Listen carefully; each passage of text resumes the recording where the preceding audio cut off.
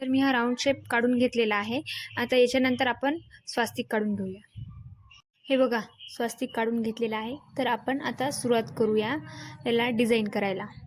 असं पण बॅनर कुठं कामी येणार आहेत, काय होणार आहे, त्यामुळं मी म्हटलं चला बॅनर दिसत आहेत आणि असे डिझाईनसाठी मॅटसाठी बॅनर हे खूपच चांगले आहेत, म्हणजे यूजफुल आहेत.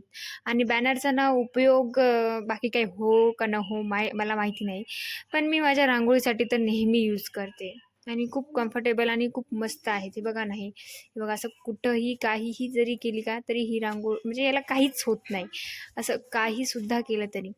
आणि त्यामुळे मी बॅनरवरच ट्राय करायचं ठरवलं आणि कस्टमरलाही आता ही जी ऑर्डर द्यायची आहे ही साईडनी आपण स्वास्तिक काढून घेऊया.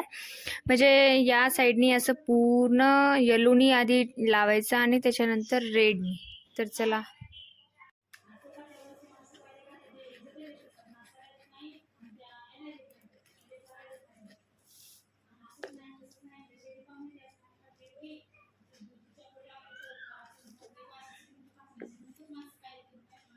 आधी पूर्ण राऊंड साईड आपण हे करून घेऊया येल्लोनी, नंतरच आपण स्वास्तिकला तयार करायला घेऊया. तसं माझा हा पहिला व्हिडिओ आहे, म्हणजे हा माझा पहिला व्हिडिओ असल्यामुळे म्हणजे मी तशी व्हिडिओ टाकत असते म्हणा, असं नाही. पण एक आवाजाचा स्वतःचा काय वाटतं काय नाही हा वाला व्हिडिओ जो आहे तो पहिलाच आहे माझा. त्यामुळे कसा झाला आहे ते तुमचं सांगणं तर कामच आहे, एक तर आहे.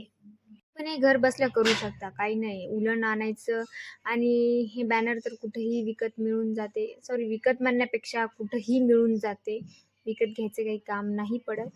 पण चालते, हा तुम्ही घरी करू शकता, असं नाही की नाही म्हणून. खूप छान होते तयार. आधी स्वास्तिकची बाहेरची साईड जी आहे ती रंगून घेऊया आणि त्याच्यानंतर आतल्या साईडला रेड कलर द्यायचा आहे, म्हणजे रेड कलरचं उलण आहे ते लावून घ्यायचं आहे. तर ही ऑर्डर जी होती ही आमच्या मॅडमची होती. तर माझे स्कूल टीचर होत्या, तर त्यांनी ही ऑर्डर सांगितली होती मला. त्यांना खूप आवडल्या होत्या. हे बघू शकता तुम्ही. आता येलो कलरचं उलण लावून झालेलं आहे, तर आता रेड कलरचं उलण लावूया आपण. अशा पद्धतीने पूर्ण साईडला आपण स्वास्तिकच्या पूर्ण रेड कलर लावणार आहोत आणि मध्ये पण सुद्धा मी रेड कलर दिलेला आहे. तर सगळी लावून घेऊया आधी रेड कलर.